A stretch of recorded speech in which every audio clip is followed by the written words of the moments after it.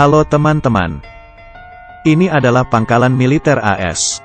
Ada 1,2 miliar dolar di dalamnya. Selama perdagangan senjata, membayar di tempat. Ini sangat sombong. Mengapa menyiapkan begitu banyak dolar? Karena tentara Amerika adalah penghacur uang. Sarung tangan seharga 165 dolar. Helm 578 dolar. Senapan M16 seharga 6.275 dolar. Satu set peralatan seharga 17.500 dolar. Total kekuatan militer adalah 2 juta dolar. Seorang tentara berharga 1 dolar. Bisa menjadi jutawan. Pria berbobot 200 kg ini. Saya mendapat kesempatan ini untuk menghasilkan banyak uang. Dia menemukan daftar pengadaan militer AS di internet. Konfigurasi senjata sesuai dengan daftar. Dijual ke pangkalan garis depan. Setelah mendapatkan beberapa kuda, pria gemuk ini menjadi sangat sombong.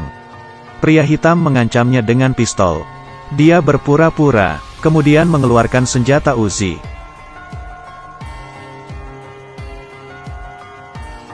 Pria kulit hitam itu tampak pucat karena kekuatan. Kemudian kabur dengan cepat. Pria gemuk ini memanggil temannya. Kemudian mereka masuk ke grup. Dan mencoba kacamata malam tentara. Berbicara tentang bisnis di kantor.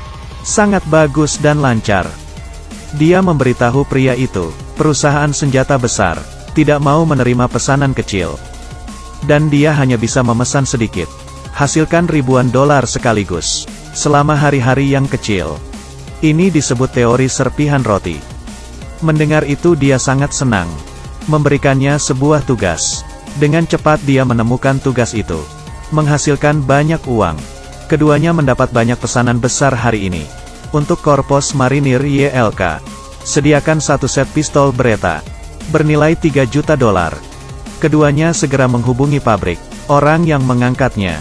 Dikirim dari Italia ke Yordania. Transportasi dari Yordania ke YLK. Tetapi mereka ada sebuah masalah besar. Kontainer itu disita oleh pemerintah Yordania. Mengingat pesanannya akan berwarna kuning. Mendapat masalah itu. Jika ada masalah kali ini, mereka akan masuk ke daftar hitam. Jangan pernah berpikir untuk berbisnis dengan militer AS. Tetapi saat ini ada sedikit masalah. Sangat sulit menemukan pria gemuk itu.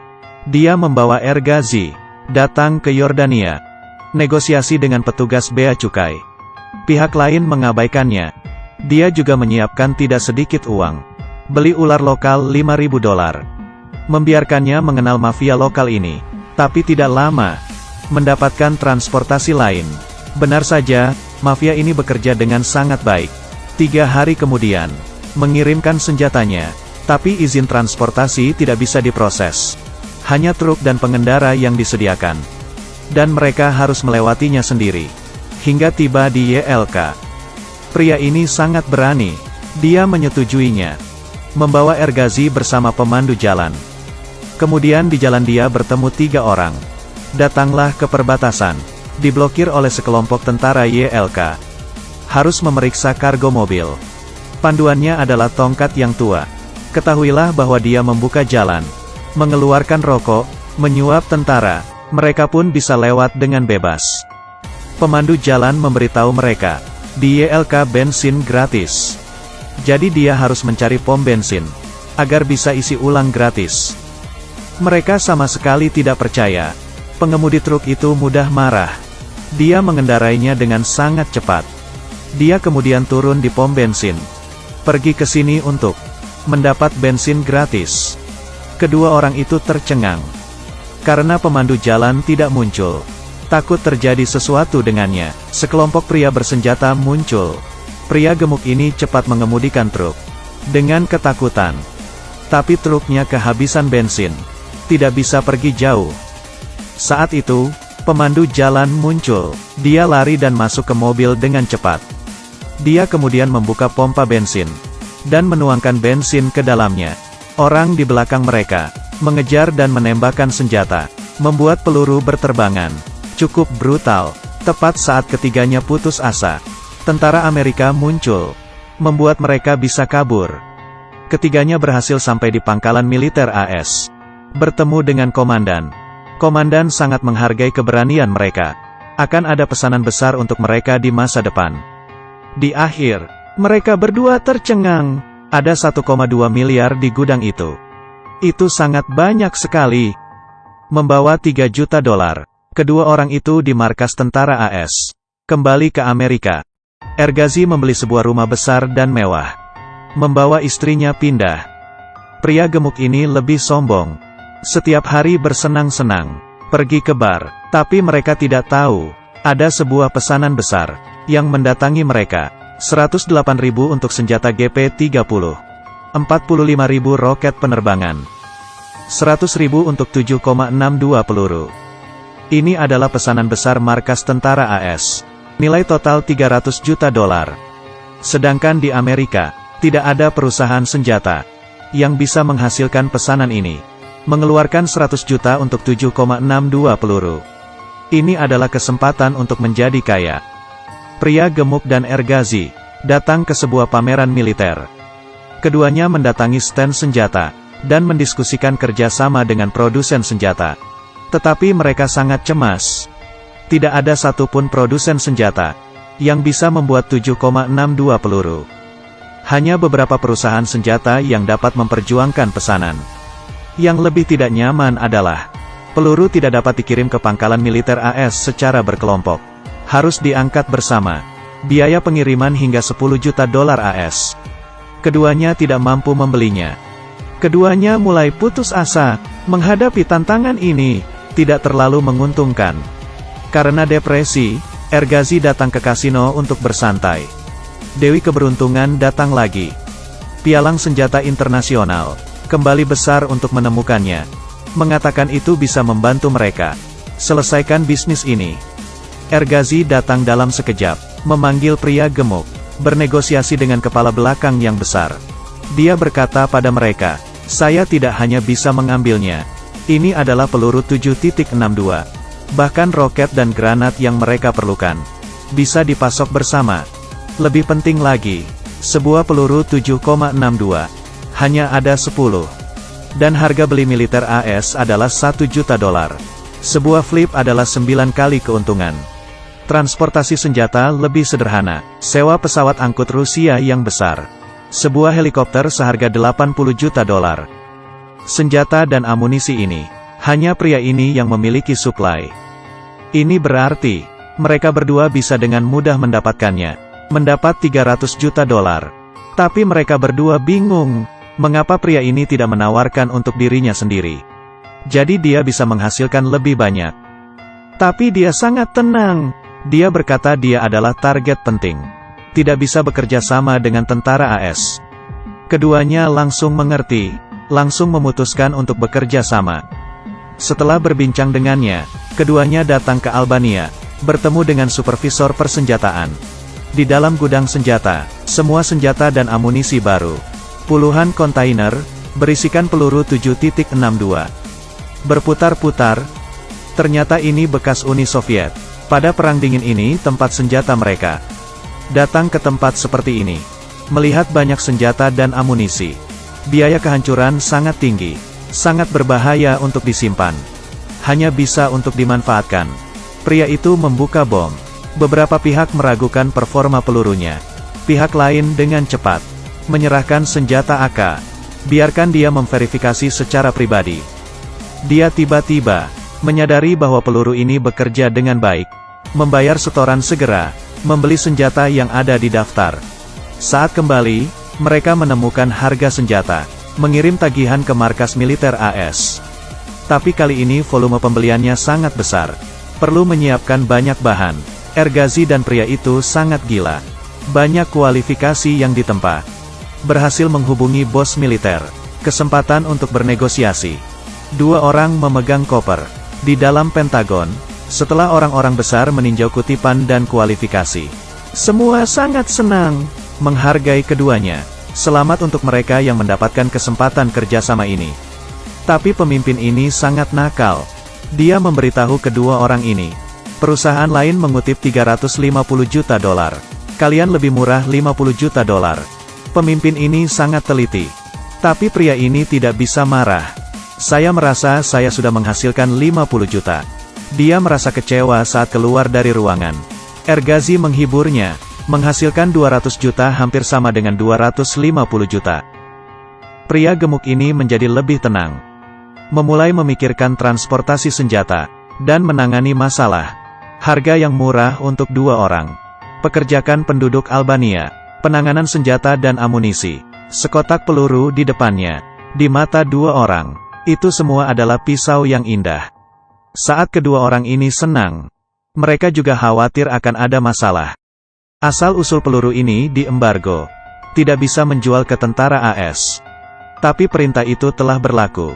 Jika tidak dapat dikirim, masalah ini bukan permainan. Dan sekarang pergi ke dealer senjata untuk membeli peluru.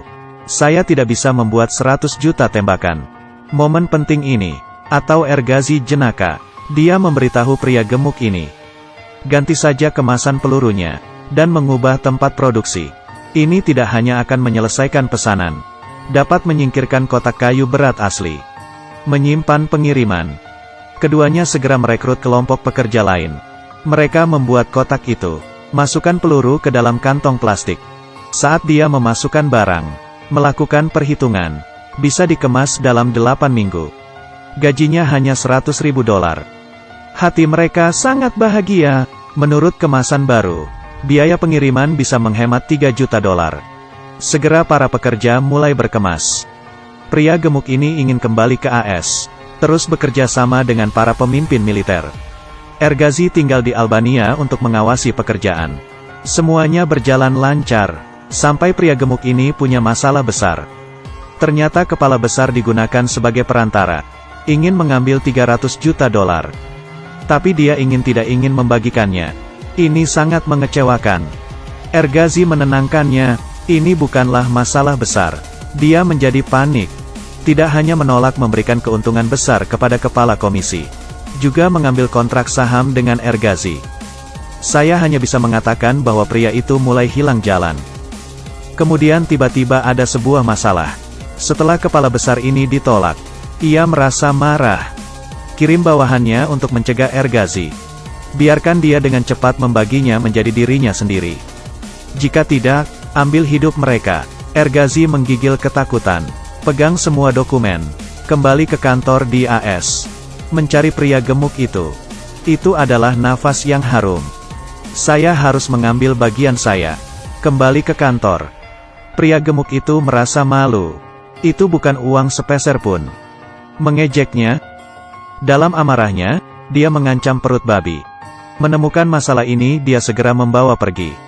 Ergazi tidak tahan kali ini. Kaca dipecahkan. Dia dengan pria gemuk mulai bertengkar. Tapi setelah melihat jumlah uang, dia menjadi tidak tahu harus bagaimana. Kemudian dia datang mencari Ergazi. Dia ingin memberi 20 juta untuk membereskan masalah ini. Ergazi memutuskan tidak berani menggunakan 20 juta untuk mengatasi masalah ini. Siapapun tidak bisa menjamin. Kebencian di dalamnya semakin dalam. Ketika dalam kesulitan, dia hanya bisa membereskan masalah kepala besar ini sendiri. Semua senjata dicegat di Albania. Dia juga masih berkata, ini adalah perusahaan pria gemuk. Menipu bos markas AS. Kali ini dia tidak bisa lewat api. Keduanya ditangkap karena ilegal. Interogasi gila. Saat pria gemuk ini sudah lewat 4 tahun. Karen Ergazi tidak mau berdiskusi. Dan mengarah pada bukti yang tidak cukup. Dia mendapat hukuman 7 bulan. Keduanya bisa jadi miliarder, tetapi karena ia menghemat 30 juta, ia menghasilkan sel terakhir. Masuk penjara, dia hanya bisa mencari orang yang bisa melakukan hal besar. Jika tidak, dia tidak bisa menghasilkan banyak uang. Setelah 7 bulan, Ergazi keluar dari penjara. Saat dia pulang ke rumah, dia menemukan pria berkepala besar itu. Tapi dia tidak marah. Menurutnya Ergazi adalah orang yang setia dan jujur. Mengangkat tangannya dan memberi Ergazi sekotak pisau AS. Ternyata pria gemuk itu terekspos untuk meletakkan peluru yang dikemas ke perusahaan senjata. Ia menjual pelurunya ke militer AS. Lalu membelinya, kumpulan senjata ini. Dan uang ini, semua ini adalah milik kepala besar. Permintaan maaf karena menculik Ergazi. Di samping itu, komisi setoran yang dibayarkan oleh Ergazi. Tapi omong-omong, pria berkepala besar ini Tampak sangat kejam. Sebenarnya sangat khusus. Dengan cara ini, ia kembali lagi. Bekerja sama dengan si kepala besar. Bisa terus menjual senjata. Kehidupan bahagia tidak akan berakhir. Kamu ingin banyak senjata. Berapa banyak yang bisa saya hasilkan? Apakah ide inti dari film ini? Kedua teman baik ini sama-sama melakukannya. Bekerja menjual senjata. Menghasilkan sedikit pada awalnya. Kemudian dia mendapat order besar. Kesempatan menjadi kaya. Tapi karena partner yang salah, dia membuat kesalahan order besar. Membuatnya beberapa saat di penjara. Dalam kata-kata Cina kami, hanya berpikiran sempit. Jumlah tidak masuk akal, tidak beruntung. Dan di akhir film, pria ini mencarinya. Karena hal yang mudah, dia akan terus berbisnis dengan militer AS. Menarik pria itu. Dia bisa menghasilkan lebih banyak. Jika Anda menemukan situasi seperti ini, pria gemuk yang sangat pelit, apa yang akan kamu lakukan? Ceritakan apa yang Anda pikirkan di kolom komentar. Ini adalah perkataan kakak Huang. Setiap hari memberikannya makanan daging panggang. Itu bisa membuatnya ketakutan. Baiklah, film hari ini sampai di sini. Jangan lupa untuk mengikuti acara saya. Banyak ulasan film menarik di sini. Sampai jumpa lagi.